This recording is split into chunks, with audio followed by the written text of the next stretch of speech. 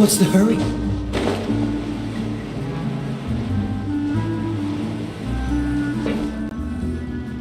Yep, here's the room, and it's empty and waiting for us as promised. Navia is such a good person. Now that the serial disappearances case has been solved, no one's going to come after us for anything. Even without Silver standing guard, we can just completely relax. Why don't we stay and rest up here for a while? Even machines in Fontaine need to stop and recharge now and then. Oh, come on! This place isn't that bad. Besides, how often do we get to stay in an actual base? Oh, fine. Remember that detective story Paimon read before? Well, the author is about to release a new book, so Paimon wanted to buy it as soon as it came out and have a quiet place to read it. Yippee! Then it's agreed. Come on, let's get some sleep. We'll need to be up first thing in the morning to get in line and buy a copy.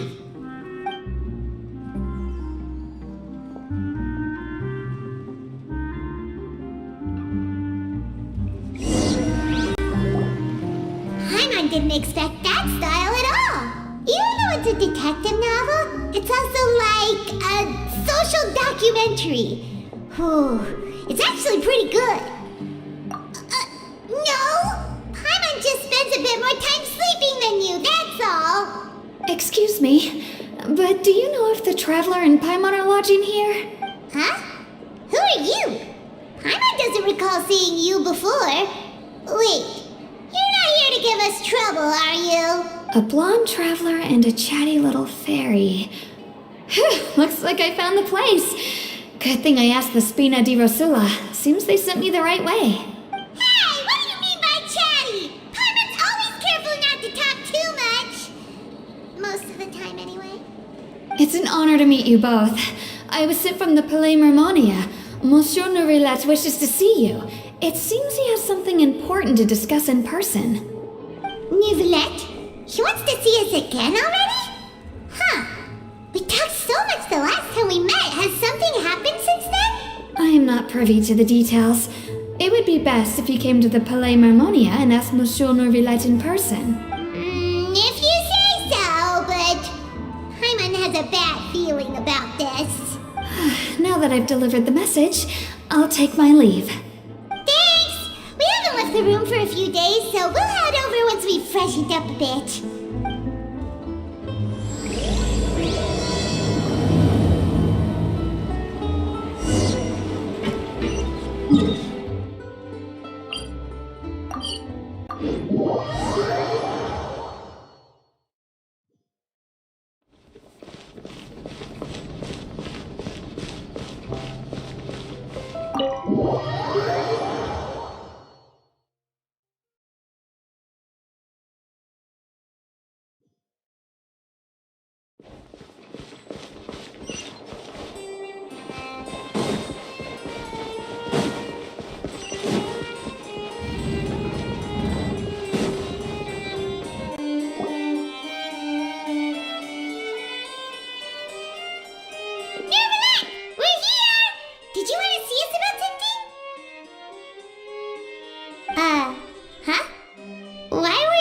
Standing there. You daydreaming or thinking something over? Yes, I did send someone to fetch you. But as for what I'd like to discuss next, well, I still have some reservations.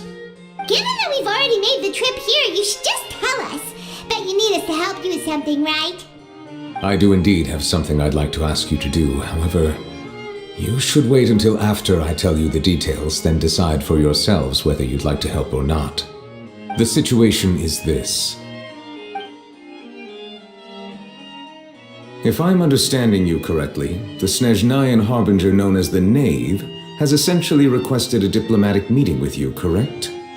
I heard that she was originally from Fontaine, but for her to suddenly arrive here and abruptly request such a meeting like this, I sincerely advise you to refuse her invitation outright.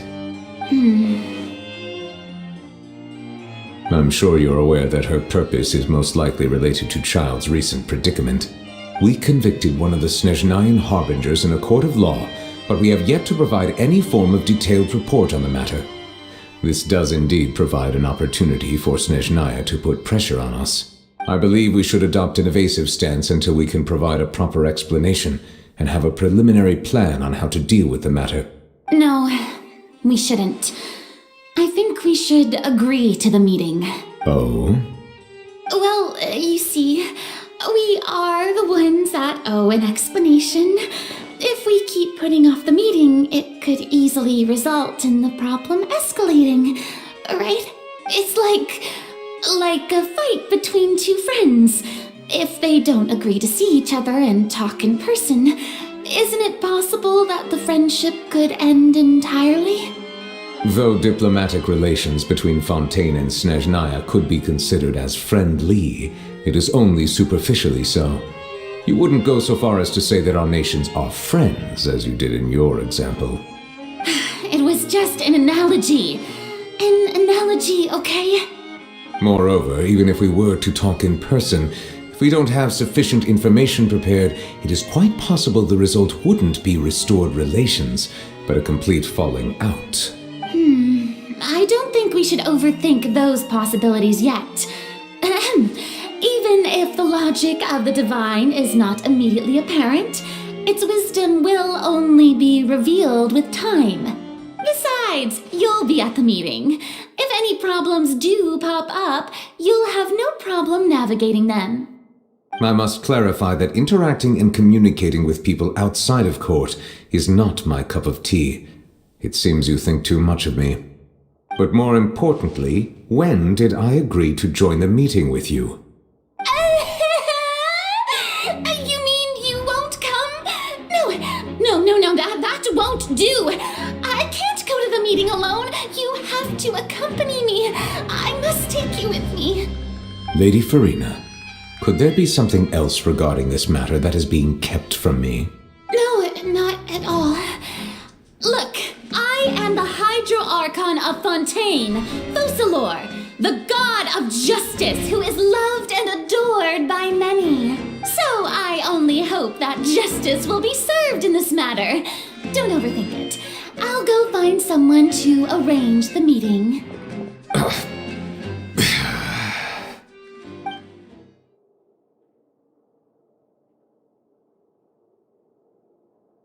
Though it could officially be considered a diplomatic conference, I prefer to see our meeting today as an ordinary tea party. I assume you see it the same way, Miss Farina?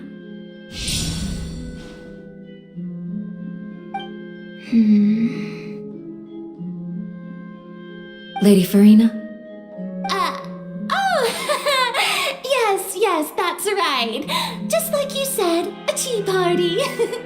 I should thank you for providing the pastries. They look delectable. To make this tea party even more lively, I've invited someone else to join us today. It's a pleasure to meet you, Monsieur Neuvillette. I was born in Fontaine, so naturally, there's no need to introduce the nation's revered Eudex to me. Hello. The pleasure is also mine. First, I would like to thank the two of you. I'm often away on business outside of Fontaine, and I'm told that the children of the House of the Hearth have been well taken care of by you. Oh, I'm not referring to when my children, Linny and Lynette, were falsely accused by you. Please don't misunderstand. The children of the House of the Hearth are often misunderstood, perhaps due to the reputation of the Fatui. There's no getting around that. All I meant to say is that Fontaine has been stable in recent years. The people are well off and the children lead happy, fulfilled lives. That is something truly worth cherishing, and no one wishes to disrupt such peace. Now then, you have come regarding the matter of child, correct? Well, yes. It appears the ever-busy Eudex Neuvillette doesn't wish to waste time with diplomatic pleasantries, and hopes that we can get straight to the point of our talk. Yes, as you surmised, understanding child's situation is indeed one of the goals of this trip. As we are both diplomats from Snezhnaya as well as Fatui Harbingers, Child and I have always been colleagues. Were anything to happen in Fontaine, each of us would serve as the other's attorney to resolve the issue. So now, in my capacity as his attorney, I request that Child be turned over to Snezhnaya. We have a responsibility to cooperate with Fontaine and resolve what has happened to him together. The rules governing attorneys only apply before a trial has concluded. Since a verdict has already been rendered, we see the case as settled. I apologize for being unable to grant your request. An outright refusal. Very well. I respect all the rules of Fontaine's courts, just as I respect you as Chief Justice. Okay, why don't we back up a step? You don't need to transfer Child to us. I only request to enter the Fortress of Meripede to see Child and confirm his condition. It's not like you couldn't even manage to fulfill a simple request like that. Right, Miss Farina? About that. The Fortress of Meripede has always been completely autonomous. Even we have no authority to interfere there, and diplomatic issues do not suffice as an excuse. However, if you absolutely must confirm the situation of the Harbinger, I have a proposal. The knave showed up already? Well, Lenny did say that Father will be returning soon. We didn't even know that Lenny was from the House of the Hearth at the time, so we kinda overlooked that information. Yes, thank you for your kind advice. I'm well aware of the situation. I also noticed that Lady Farina acts a little odd and unnatural whenever I bring up matters related to the knave. Could the knave be threatening Lady Farina or something? If that were the case, then why wouldn't Lady Farina inform me? And what means could the knave possibly have to twist the arm of an Archon? So maybe that's not very likely. Even though Farina can act a little weird at times, she's still an Archon. In reality, this problem is even more thorny than it appears. According to reports from the Fortress of Meripede, Child recently disappeared under mysterious circumstances. The details are still unclear. We cannot rule out an escape, but there have also been no reports of him outside of the Fortress of Meripede. Special guards oversee the fortress, and its internal systems are extensive. Combined with the special characteristics of the surrounding terrain, an escape should not be possible. I suspect that there's something else behind Child's disappearance. I was only willing to share this information with you because you are friends of Child, and it is my duty to see justice done. So this is what you wanted to see us about before. Yes. I would like you to go to the Fortress of Meripede and investigate Child's disappearance. This was my proposal during our meeting with the knave. Rather than allowing her to intervene, I offered to send someone to find out about Child's situation and report back to her in detail. The knave did not seem satisfied by my proposal, but she still agreed to go along with it for the time being. Her words were, "We will talk more once we have that report." So that means we bought ourselves some time. Firstly, you're already acquainted with Child. Your eyes may discern relevant details there that others would miss. And secondly, is the consideration of the unique nature of the Fortress of Meripede. Isn't it just Fontaine's prison? I would not define it so crudely. The Fortress of Meripede is not affiliated with the court system of Fontaine on paper. It has always existed as an autonomous entity. Early in Fontaine's history, criminals were punished with exile, not imprisonment. Even today, sentences against convicted criminals still include exile, just as before. The Fortress of Meripede may seem like a prison, but it should in fact be regarded as a gathering place for exiles. All we do is dispatch guards to keep watch and help maintain security, but we have no right to get involved with any other matters. Although I do have a personal relationship with the administrator there, neither myself nor the courts have the right to be directly involved with the investigation, no matter how serious the grounds. Ah! that's why you need us to conduct our own investigation as a third party, right? Correct. I will arrange false charges against you so that you may secretly investigate inside the fortress during your detention. This will save us a lot of unnecessary trouble. So, are you two willing to accept my proposal? Yeah, no matter how you look at it, it seems we're the best choice. Alright, we hereby accept this difficult task. Reluctantly. You two have my sincere thanks. This matter is of critical importance to Fontaine's current situation. Also, I hope that both of you can keep this operation a secret. We will rendezvous at the Fortress of Merope's entrance on Erinius once you've prepared yourselves. I will arrange for someone to take you inside. Prepared ourselves? Is there something we need to prepare? Perhaps you could enjoy a good meal and have a nice bath. I'm afraid that living conditions inside the fortress are nothing like those on the outside world. Oh, right! Even though we'll be there on trumped-up charges, we'll be in prison for real. On second thought, is it too late to back out? Please do not worry. Since you are sacrificing both your time and quality of life for the sake of delivering this report, you will be compensated according to the highest standards permitted to legal staff, regardless of the outcome. Now that's more like it! Come on, traveler, let's go eat the best meal we can find! We'll eat so much that we won't need to eat another meal for a whole month! You're a treat. Are you leaving now? In that case, please take this cake as a token of my personal gratitude.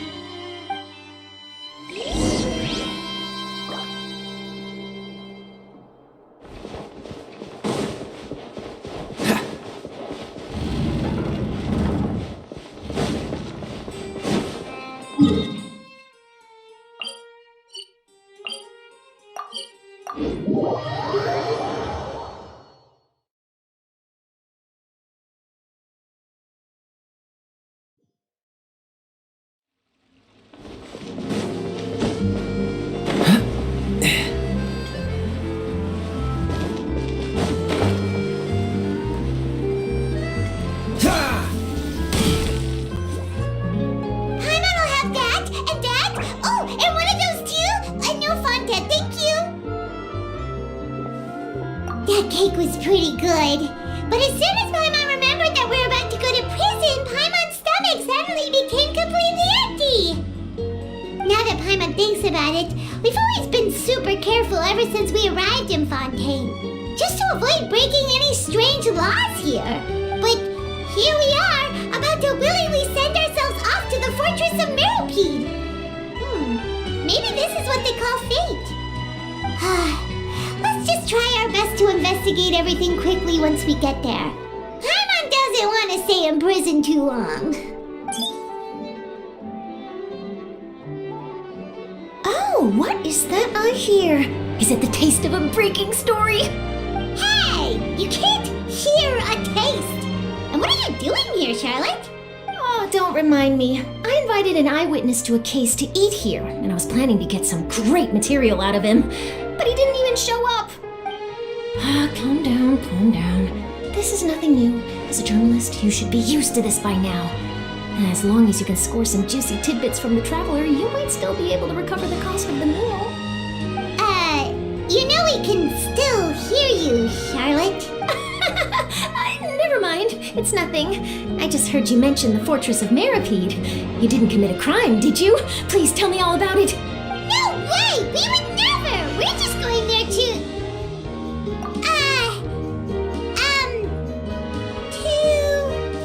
Oh no, Paimon almost forgot that Neverlet told us to keep it a secret!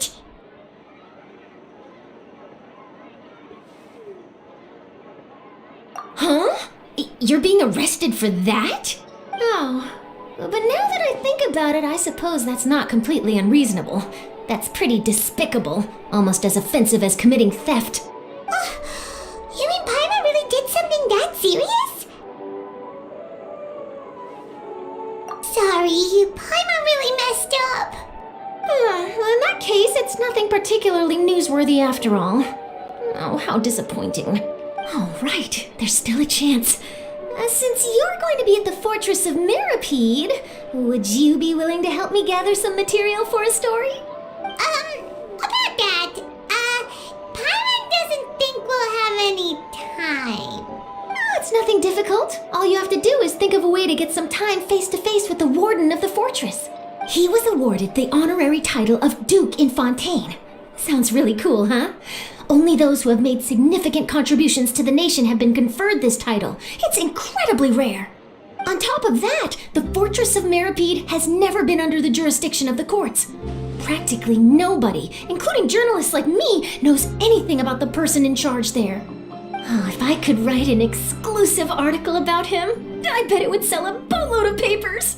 You make it sound easy, but it really depends. Of course, I wouldn't ask you to do it for free, so this meal is on me. All right, you got a deal. We'll do anything you want. Then it's settled. The food should be here any second, right? Huh? Wait, just how much did you order?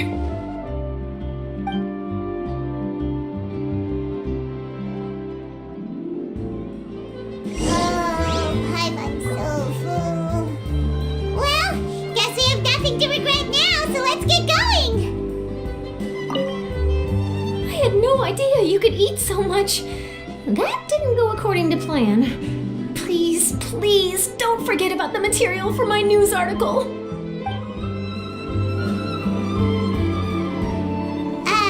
Wait. Paimon just said something really ominous, didn't she?